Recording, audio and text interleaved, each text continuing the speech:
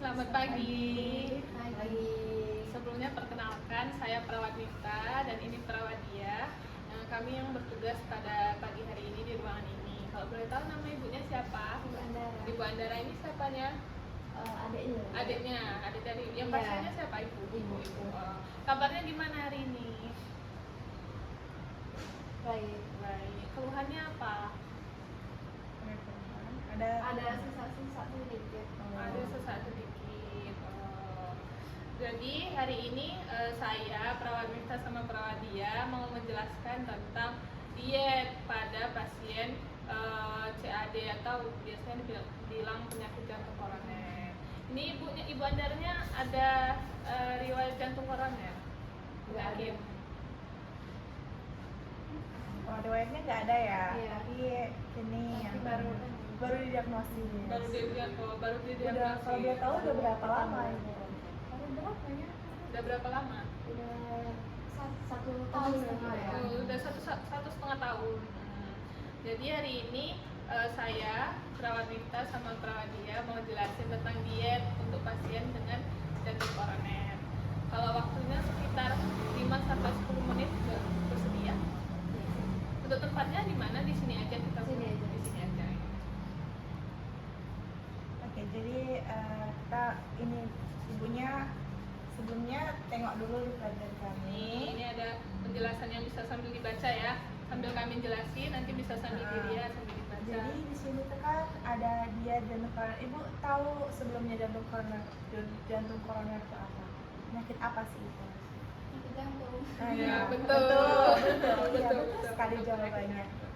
Tapi dia izin untuk meluruskan ya, kalau misalkan jantung koroner itu tuh maksudnya dia itu ada plak, kayak misalkan bayangkan pipa itu ada lumutnya, bagaimana tuh kan pasti alirannya dia menyempit kan, jadi dia tidak masuk dia ke seluruh tubuh. Nah, sehingganya hal itu tuh namanya jantung koroner. Ya, atau penyakit jantung koroner. Sudah kita ketahui tadi tentang jantung koroner, sekarang kita lanjut ke dietnya. Ya, kita mau bahas dietnya ya, diet pada jantung koroner. Dietnya itu yang pertama itu kita pakai langkah yang pertama kita hindari atau batasi. Nah, yang harus kita batasi itu apa aja sih? Yang kayak penggunaan tinggi garam. Ya. Garam itu kalau bisa, ibu biasanya ibu sama adiknya ini serumah. Serumah nggak? Iya. Serumah. Berarti kalau misalkan ini kalau lagi makan biasanya lebih sering masak atau Beli di luar. masak? Masak. Nah, biasanya kalau misalkan masak pasti banyak ya menu-menunya ya. Nah, kalau bisa kami sarankan kalau misalkan masak itu nanti garamnya setiap menunya, seluruh menunya totalnya itu garamnya hanya boleh 1 sendok teh saja. Ini boleh banyak-banyak. Karena apa? Kalau misalkan tinggi garam nanti kan dia tuh nanti ibunya jadi cepat haus. Nah, sudah tuh nanti mau apa tuh kayak buat kerja jantung itu lebih keras. Sehingga kayak betul ibu ada hipertensi sebenarnya. Ada. Nah, itu jadi garamnya nggak boleh banyak-banyak berarti ya. Nah, sudah itu yang selanjutnya yang harus kita batasi lagi kayak Makanan tinggi lemak. makanan tinggi lemak kayak daging olahan, sudah itu kayak daging ya seperti daging kambing, sapi itu sebaiknya dihindari. Sudah itu juga untuk goreng-gorengan juga Itu harus dikurangi. ya, pokoknya semua digoreng-goreng itu kalau bisa nanti masaknya yang kayak direbus, dikukus kayak gitu. Tapi kami sukanya sarapan gorengan tuh. Iya. Dalam paket ya. Ya, berarti harus dihindari ya mulai sekarang ya. Nah, sudah itu apa lagi ya? Paling ini aja, ini kan kalau ibunya mau ini apa?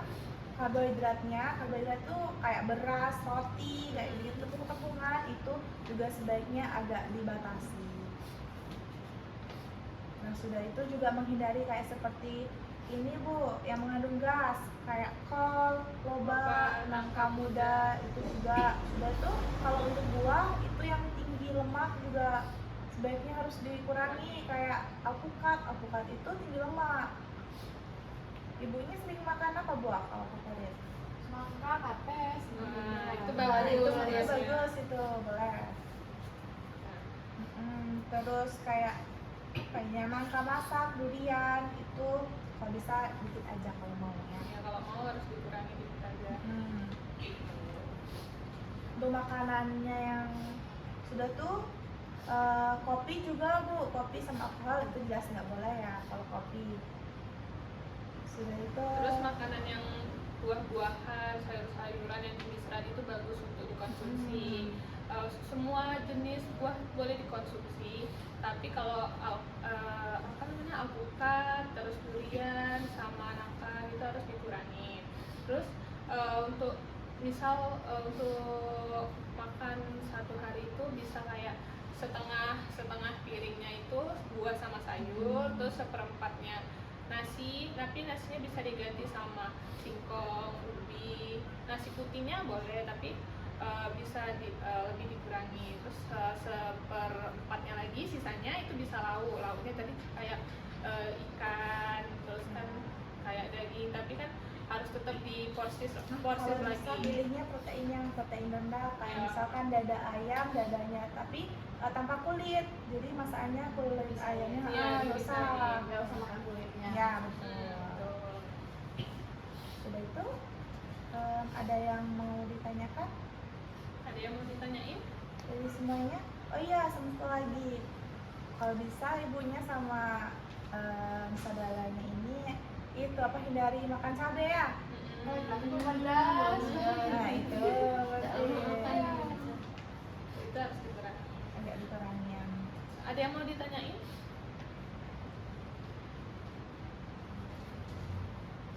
kalau untuk ibunya ada tadi kan sudah dijelaskan tuh kayak beberapa macam yang harus dibatasi, yang dihindari, kemudian untuk memilih makanannya juga sudah tadi saya jelasin ya. Kira-kira ada nggak yang Gorengan ditangkap tadi. sama ibunya ya apa Atau yang yang ada yang mau dipahami ditanyain? sama ibunya? Kalau sayuran kan katanya udah boleh makan kol, Hmm. loba, gitu. Nah, jadi sayuran yang bagus tuh apa gitu kan? Yang penggantinya Sayuran yang bagus untuk dikonsumsi itu yang kan kalau loba sama nangka itu kan kandungan gasnya kan tinggi. Kalau kandungan gasnya tinggi itu bisa menyebabkan kembung, terus kan rasanya nggak nyaman kan. Jadi kan nanti kalau kembung itu bisa kalau dia naikkan ke pernapasan nanti memperberat sesak napas sehingga kerja jantungnya nanti lebih keras. Jadi sayur-sayuran yang bisa dikonsumsi itu yang rendah, yang nggak mengandung gas tinggi kayak sayur bayam. Ya, tapi kalau bayam dikit aja. Apa kangkung, atau selada kayak gitu. Terus juga kan tadi ibunya bilang kalau ini kan suka makan gorengan, garam-garam itu harus dihindari. Tujuannya biar apa namanya untuk kan tadi udah dijelasin kalau misalnya pembuluh darah itu kan kayak kita tadi kan kalau ada lemaknya, nah itu kan lemak kalau kita konsumsi gorengan kan tinggi lemak kan, nanti akan terjadi penumpukan plak di saluran pembuluh darahnya. Nanti itu bisa menyebabkan kerja jantungnya lebih beban jantungnya lebih keras. Jadi itu harus dikurangi untuk mengurangi penyempitan plak di pembuluh darah. Terus juga kalau konsumsi natrium kan tinggi. Kalau kayak garam tadi kan natriumnya tinggi sehingga menyebabkan kalau misalnya ibunya kan mengidap hipertensi kan, itu bisa mempercepat kerja jantung. Terus juga alkohol sama rokok enggak kan, enggak konsumsi. kopi paling. Nah, kopi juga nggak boleh itu banyak-banyak. Kopi sama garam itu tuh bisa mempercepat laju jantung Bu, karena kan kalau kopi mengandung kafein ya, biasanya kita melek akhirnya kan gitu. Sebabnya karena otak itu menyuruh si jantung suruh bekerja lebih cepat, sehingga kita nggak jadi tidur. Terus juga dietnya ini kan dietnya harus yang rendah lemak, rendah garam, tinggi serat gitu, sama tinggi antioksidan.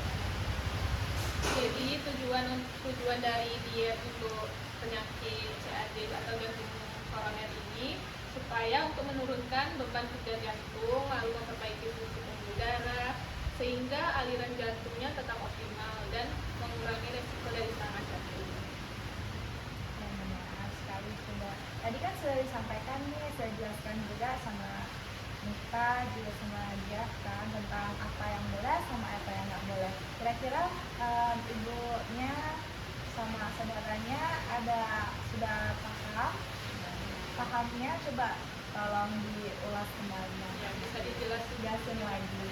Ya, mungkin kalau karena nggak bisa lagi tapi bisa dibatasi. Iya, betul. Kan dalamnya juga kopi juga nggak boleh. Iya, Kan? Terus tuh nggak boleh makan buah-buah yang bergas, nangka. Sayurannya tadi Sayurnya nggak boleh kalau makan sayur kol. Mungkin diganti dengan kangkung. seperti Garam juga. Terus jadi yang berubah sama cabai tadi. Iya, betul. Ya, baru sekali ya, ibu sama saudaranya sudah cukup paham ya tentang diet ini. Semoga dilakukan dan Terapin di rumah. rumahnya Bu ya. Adiknya juga jangan lupa diingatin sama kakaknya. Ya, diingetin Ya. terus. Baik, untuk mungkin penjelasannya cukup sampai di sini aja. Semoga bisa bermanfaat untuk dia Bu ya, dan bisa diterapin di rumah. Semoga ibunya juga cepat sembuh ya, sehat ya. Amin.